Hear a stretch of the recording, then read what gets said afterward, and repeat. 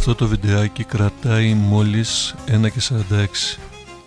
Αυτή η βόλτα σε αυτή την παραλία κρατάει πάρα πολύ από τότε που η παραλία αυτή λεγόταν Νυφοπάζαρο.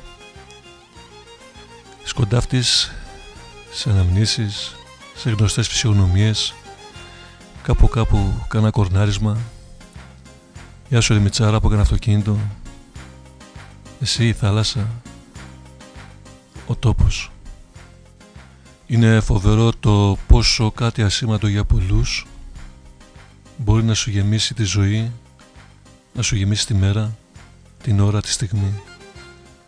Είναι φοβερό το πόσο μια άδεια παραλία μπορεί να μου γεμίσει το νου με γεμάτα καλοκαίρια από ένα γήθιο που γέμιζε από ζωή. Εδώ στις βόλτες μας βρίσκαμε τις δικές μας, τις Αθηναίες, τις καινούριες. Δεν είχαμε κινητά, δεν είχαμε ίντερνετ. Ήταν ο μοναδικός τρόπος να επικοινωνήσουμε και να βρεθούμε. Βόλτα στην παραλία ατέλειωτη.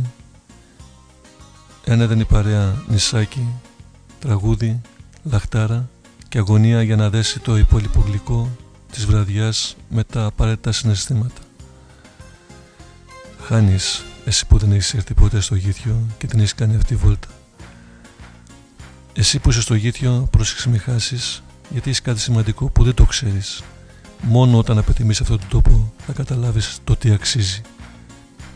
Όλα τα λεφτά, όλα.